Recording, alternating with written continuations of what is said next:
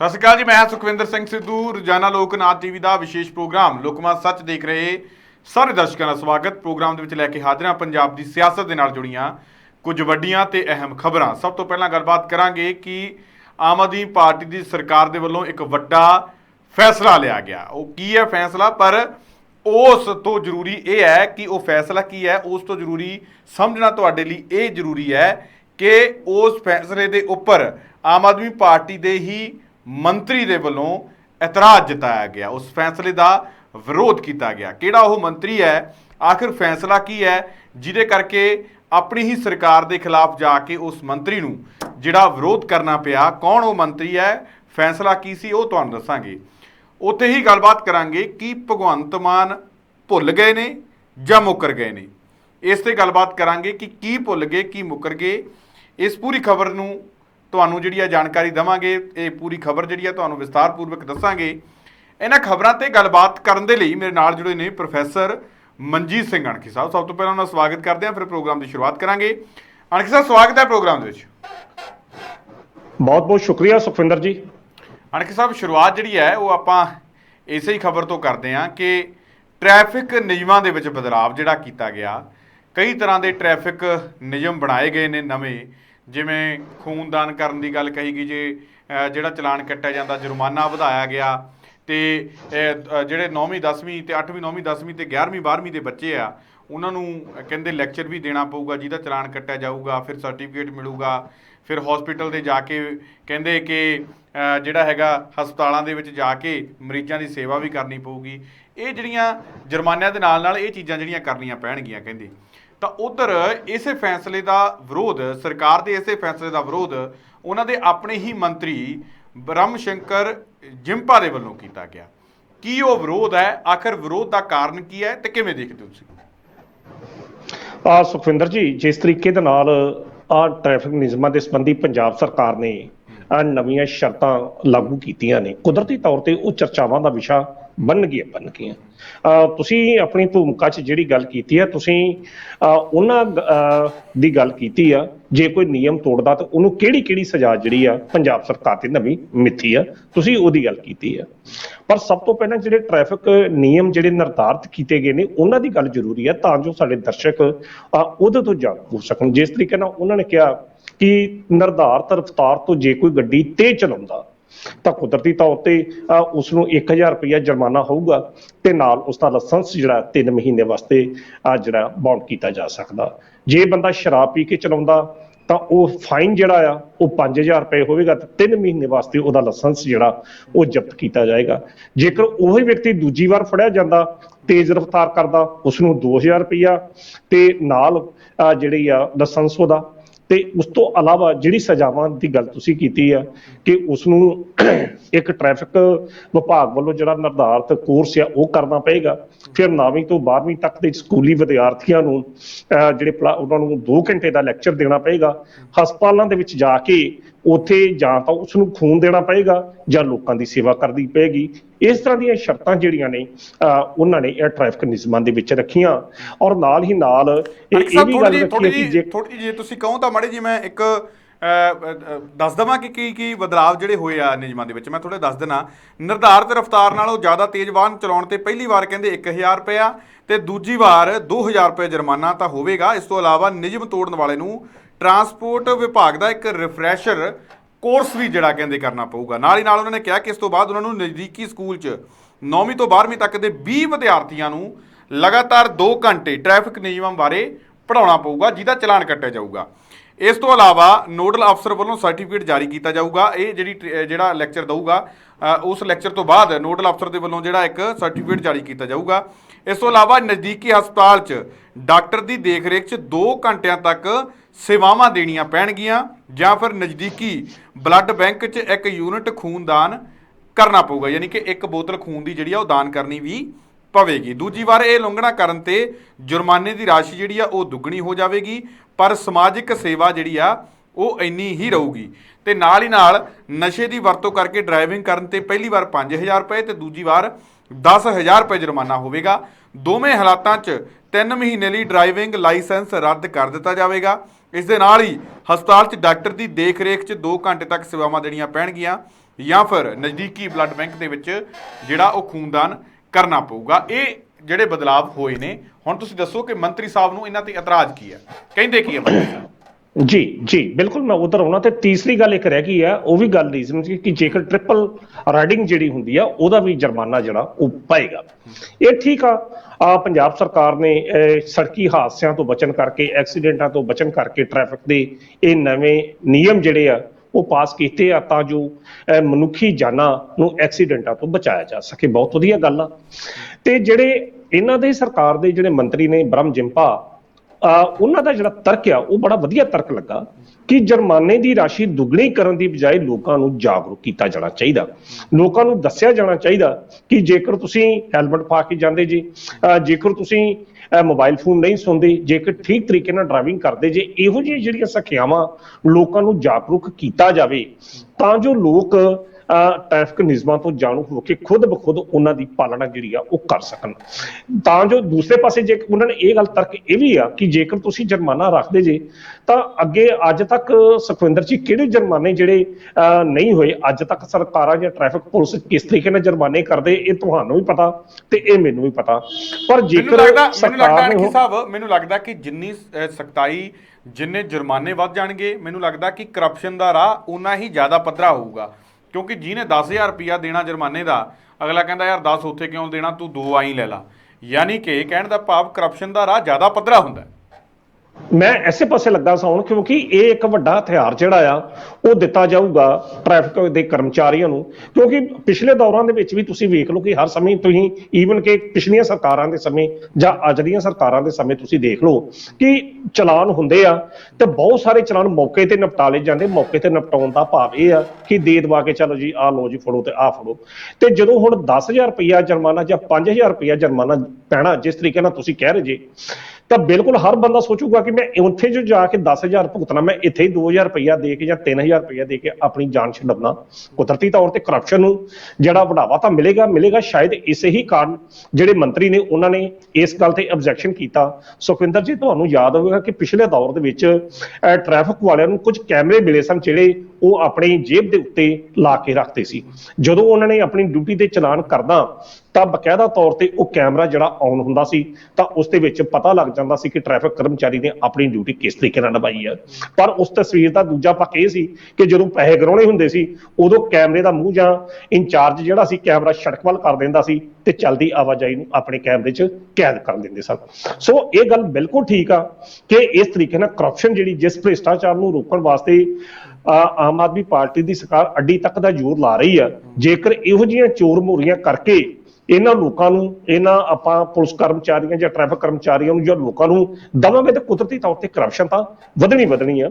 ਤਾਂ ਇਧਰੋਂ ਚੰਗੀ ਗੱਲ ਤਾਂ ਇਹ ਆ ਸੁਖਵਿੰਦਰ ਜੀ ਕਿ ਜੇਕਰ ਟ੍ਰੈਫਿਕ ਨਿਯਮ ਅਸੀਂ ਠੀਕ ਤਰੀਕੇ ਨਾਲ ਲਾਗੂ ਕਰਨੇ, ਵਧੀਆ ਤਰੀਕੇ ਨਾਲ ਆਪਾਂ ਚਾਲੂ ਕਰਦੇ ਹੀ ਚਾਹੁੰਦੇ ਆ ਕਿ ਐਕਸੀਡੈਂਟਾਂ ਵਿੱਚ ਮਾਨਵੀ ਜਾਨਾਂ ਨਾ ਜਾਣ, ਲੋਕ ਯਤੀਮ ਜਿਹੜੇ ਬੱਚੇ ਜਿਹੜੇ ਯਤੀਮ ਨਾ ਹੋਣ, ਤਾਂ ਕਿਉਂ ਨਾ ਇਹੋ ਜਿਹਾ ਇੱਕ ਓਰੀਐਂਟੇਸ਼ਨ ਕੋਰਸ ਜਿਹੜਾ ਸਰਕਾਰ ਵੱਲੋਂ ਜੰਗੀ ਪੱਧਰ ਤੇ ਹਰ ਜ਼ਿਲ੍ਹੇ, ਹਰ ਬਲਾਕ, ਹਰ ਤਹਿਸੀਲ, ਹਰ ਸਕੂਲ ਦੇ ਵਿੱਚ ਲਾਏ ਜਾਣ ਤਾਂ ਜੋ ਲੋਕਾਂ ਨੂੰ ਟ੍ਰੈਫਿਕ ਦੇ ਸੰਬੰਧੀ ਜਾਗਰੂਕ ਕੀਤਾ ਜਾਵੇ। ਸਮੇਂ-ਸਮੇਂ ਤੇ ਇਹੋ ਜਿਹੇ ਪ੍ਰੋਗਰਾਮ ਸਕੂਲਾਂ ਦੇ ਜਿਹੜੇ NCC ਵਿੰਗ ਨੇ, NSS ਵਿੰਗ ਨੇ, ਉਹਨਾਂ ਵੱਲੋਂ ਕੀਤੇ ਜਾਂਦੇ ਰਹੇ ਨੇ। ਸਮਾਜ ਸੇਵੀ ਸੰਸਥਾਵਾਂ ਵੀ ਇਹੋ ਜਿਹਾ ਪ੍ਰੋਗਰਾਮ ਕਰਕੇ ਲੋਕਾਂ ਨੂੰ ਜਾਗਰੂਕ ਕਰਦੀਆਂ ਨੇ ਟ੍ਰੈਫਿਕ ਦੇ ਨਿਯਮਾਂ ਸੰਬੰਧੀ। ਅੱਜ ਤੱਕ ਜਿੰਨੀ ਸਖਤਾਈ ਕਿਸੇ ਵੀ ਮੁੱਦੇ ਨੂੰ ਤੁਸੀਂ ਰੋਕਣ ਵਾਸਤੇ ਕਰੋਗੇ, ਮੇਰਾ ਨਹੀਂ ਖਿਆਲ ਕਿ ਉਹ ਸਖਤਾਈ ਦੇ ਨਾਲ ਉਹ ਜੁਰਮ ਜਿਹੜਾ ਰੁਕ ਗਿਆ ਹੋਵੇ, ਬਲਕਿ ਜਦੋਂ ਤੁਸੀਂ ਸਖਤਾਈ ਕਰਦੇ ਜੇ ਉਹਦੀਆਂ ਹੋਰ ਚੋਰ ਮੋਰੀਆਂ ਜਿਹੜੀਆਂ ਪੈਦਾ ਹੋ ਜਾਂਦੀਆਂ ਨੇ। ਤੇ ਸ਼ਾਇਦ ਬ੍ਰਹਮ ਜਿੰਪਾ ਜਿਹੜੇ ਆਮ ਆਦਮੀ ਪਾਰਟੀ ਦੇ ਹੀ ਮੰਤਰੀ ਨੇ, ਉਹਨਾਂ ਨੇ ਸ਼ਾਇਦ ਇਸੇ ਹੀ ਪ੍ਰਸੰਗ ਵਿੱਚ ਸਰਕਾਰ ਦੀ ਇਸ ਨੀਤੀ ਦੇ ਵਿਰੋਧ ਕਰਦੇ ਹੋਇਆਂ ਲੋਕਾਂ ਨੂੰ ਜਾਗਰੂਕ ਕਰਨ ਤੇ ਜ਼ੋਰ ਦਿੱਤਾ ਤਾਂ ਜੋ ਲੋਕ ਖੁਦ ਬਖੁਦ ਉਹਨਾਂ ਨਿਯਮਾਂ ਦੀ ਪਾਲਣਾ ਕਰ ਸਕਣ।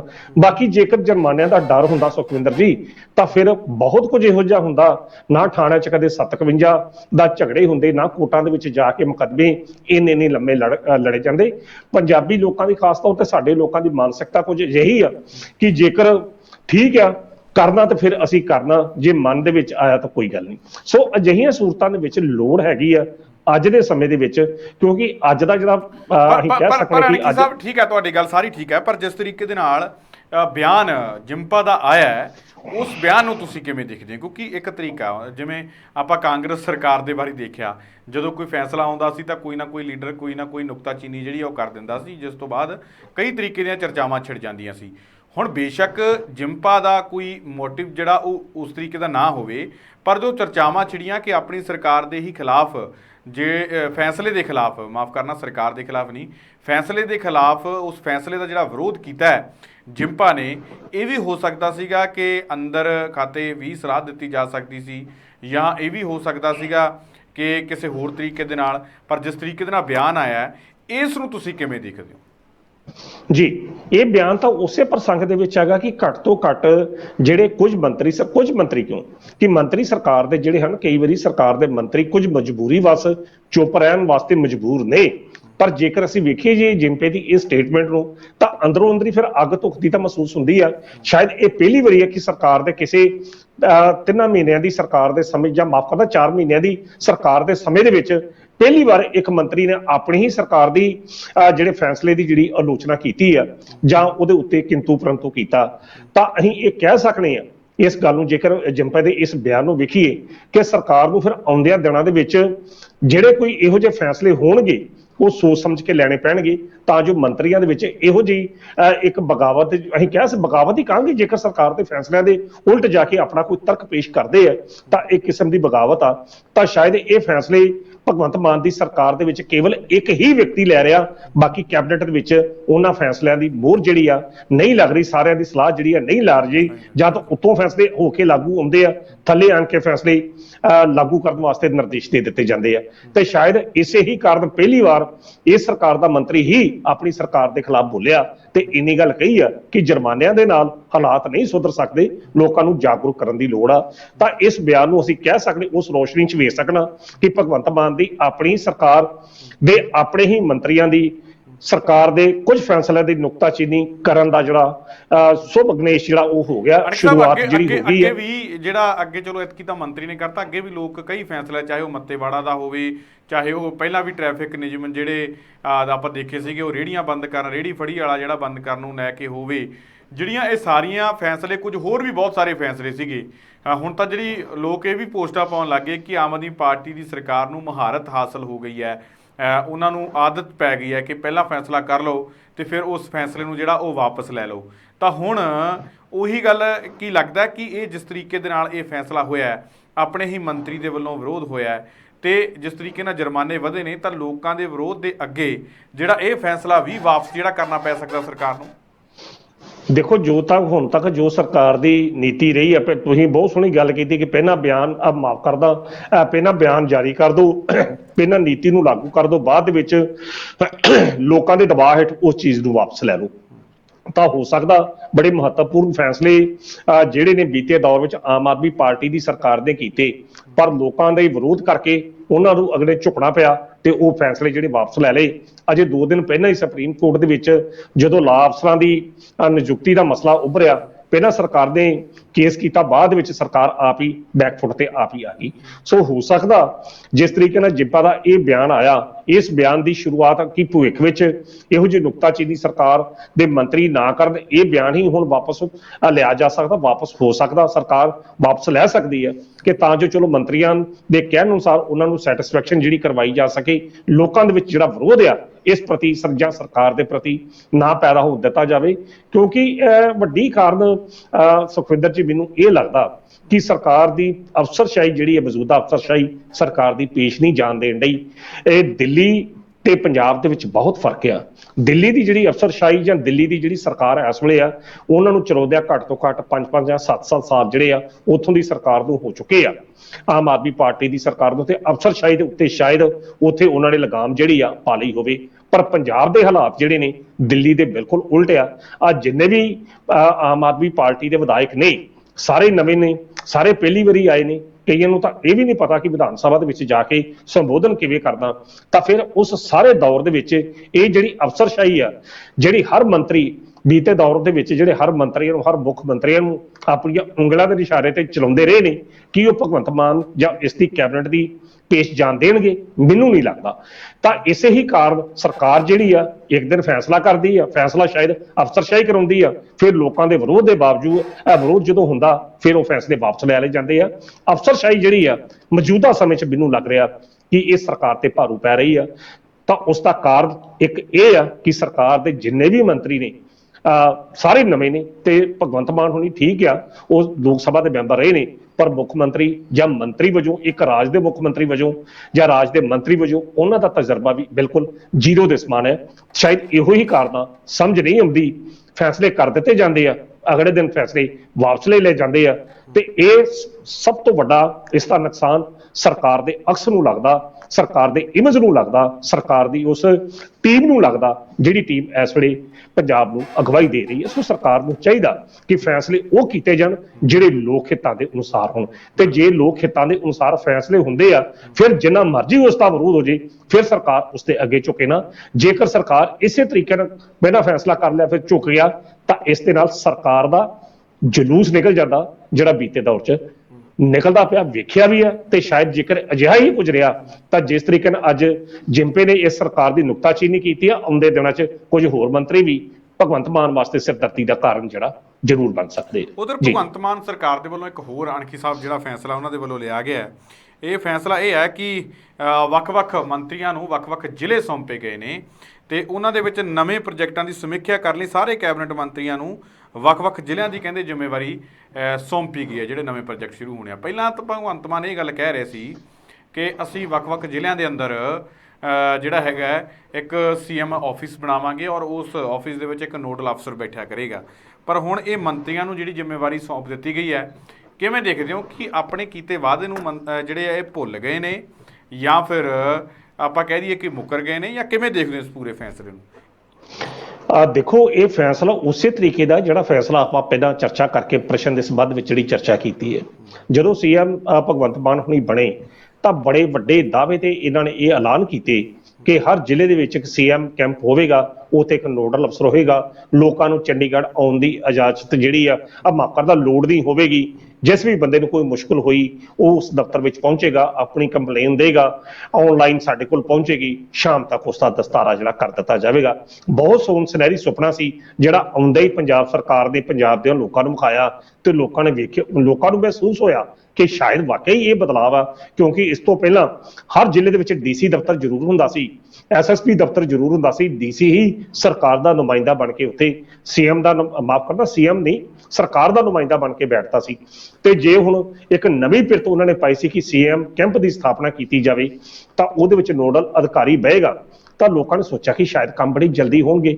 ਇੱਕ ਬੜਾ ਵਧੀਆ ਸਰਕਾਰ ਦਾ ਇਹ ਉਪਰਾਲਾ ਸੀ ਜਿਹਦੇ ਸੰਬੰਧੀ ਭਗਵੰਤ ਮਾਨ ਹੋਣਾ ਨੇ ਐਲਾਨ ਕੀਤਾ। ਉਸੇ ਤਰੀਕੇ ਦਾ ਐਲਾਨ ਜਿਵੇਂ 36,000 ਮੁਲਾਜ਼ਮਾਂ ਨੂੰ ਪੱਕਿਆ ਕਰਦਾ, ਜਿਵੇਂ ਨਵੀਆਂ ਨੌਕਰੀਆਂ ਕੱਢਣੀਆਂ, ਉਸੇ ਤਰੀਕੇ ਦਾ ਐਲਾਨ ਇਹਨਾਂ ਨੇ ਕੀਤਾ।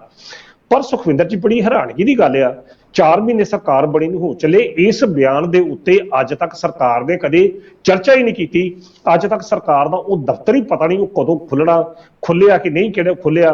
ਪੰਜਾਬ ਦੇ ਜਿੰਨੇ ਵੀ ਜ਼ਿਲ੍ਹੇ ਨੇ, ਕਿਸੇ ਇੱਕ ਜ਼ਿਲ੍ਹੇ ਦੇ ਵਿੱਚ ਵੀ ਇਹੋ ਜਿਹੇ ਦਫ਼ਤਰ ਖੁੱਲਣ ਦੀ ਆਵਾਜ਼ ਜਿਹੜੀ ਆ ਜਾਂ ਪਤਾ ਨਹੀਂ ਲੱਗਾ, ਨਾ ਉਦਘਾਟਨ ਦਾ ਪਤਾ ਲੱਗਾ। ਚਲੋ ਉਦਘਾਟਨ ਦਾ ਪਤਾ ਤੇ ਨਹੀਂ ਲੱਗ ਸਕਦਾ ਕਿਉਂਕਿ ਆਮ ਆਦਮੀ ਪਾਰਟੀ ਕਹਿੰਦੀ ਅਸੀਂ ਇਹੋ ਜਿਹੇ ਉਚੇਚੇ ਜਿਹੜੇ ਆ ਕੰਮ ਨਹੀਂ ਕਰਦੇ, ਚੁੱਪ ਗਰੁੱਪ ਹੀ ਕਰਦਾ। ਚੁੱਪ ਗਰੁੱਪ ਵੀ ਦਫ਼ਤਰ ਦਾ ਨਹੀਂ ਪਤਾ ਲੱਗਾ ਕਿ ਤੇ ਦਫ਼ਤਰ ਇਹੋ ਜਿਹਾ ਖੁੱਲਿਆ ਹੋਵੇ।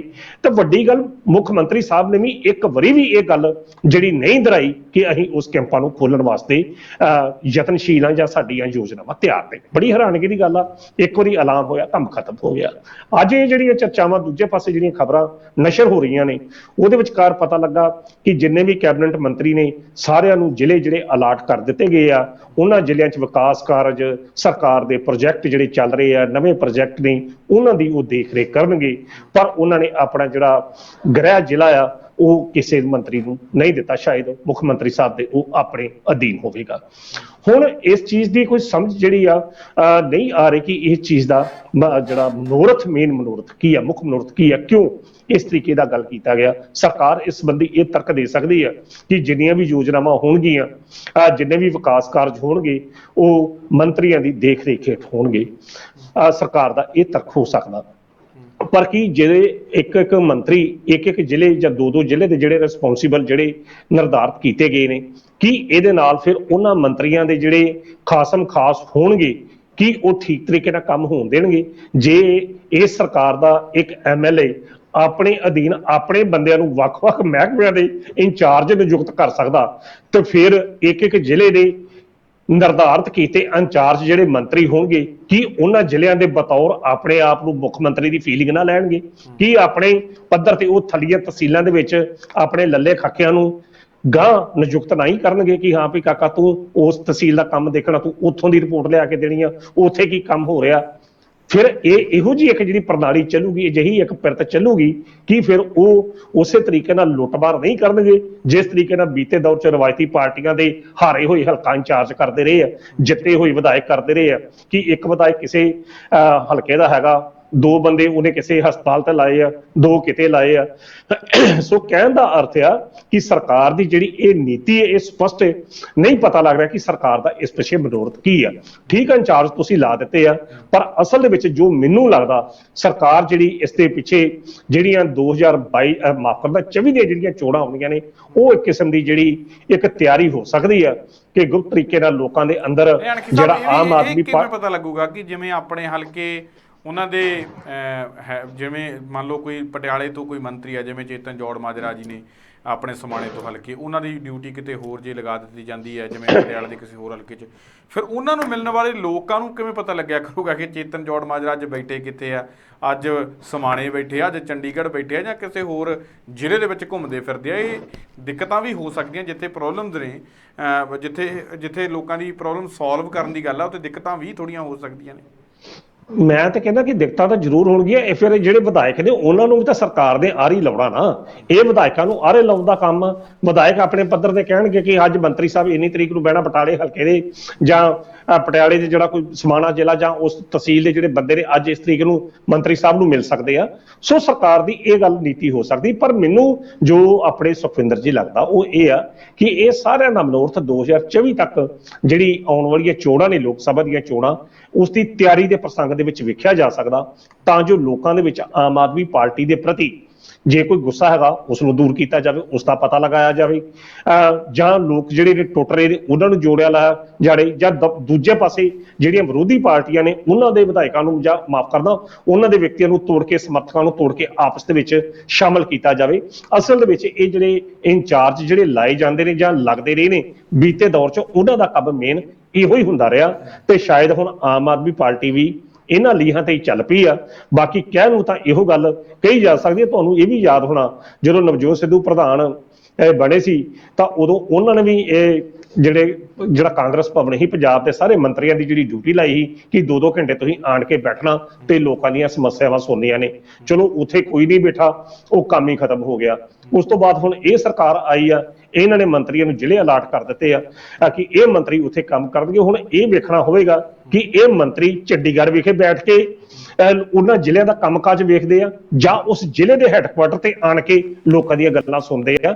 ਨਜ਼ਰ ਜਿਹੜੀ ਉੱਤੇ ਟਿਕੀ ਰਹੇਗੀ। ਜੀ ਬਿਲਕੁਲ। ਤਾਣਕੇ ਸਾਹਿਬ, ਤੁਸੀਂ ਸਾਡੇ ਨਾਲ ਪ੍ਰੋਗਰਾਮ ਜੁੜੇ, ਤੁਹਾਡਾ ਬਹੁਤ ਬਹੁਤ ਧੰਨਵਾਦ ਜੀ। ਬਹੁਤ ਬਹੁਤ ਸ਼ੁਕਰੀਆ ਸੁਖਵਿੰਦਰ ਜੀ। ਤਾਂ ਇਹ ਸਨ ਪ੍ਰੋਫੈਸਰ ਮਨਜੀਤ ਸਿੰਘ ਅਣਖੀ ਸਾਹਿਬ, ਜਿਨ੍ਹਾਂ ਦੇ ਵੱਲੋਂ ਇਹਨਾਂ ਅਹਿਮ ਖਬਰਾਂ ਦੇ ਉੱਪਰ ਸਾਡੇ ਨਾਲ ਗੱਲਬਾਤ ਕੀਤੀ ਗਈ ਹੈ। ਉਮੀਦ ਕਰਦੇ ਹਾਂ ਕਿ ਅਣਖੀ ਸਾਹਿਬ ਦੇ ਨਾਲ ਕੀਤੀ ਗੱਲਬਾਤ ਤੁਹਾਨੂੰ ਜ਼ਰੂਰ ਪਸੰਦ ਆਈ ਹੋਊ। ਦੁਬਾਰਾ ਫਿਰ ਮਿਲਾਂਗੇ ਪ੍ਰੋਗਰਾਮ ਦੇ ਵਿੱਚ, ਤਦ ਤੱਕ ਦਿਓ ਇਜਾਜ਼ਤ। ਧੰਨਵਾਦ।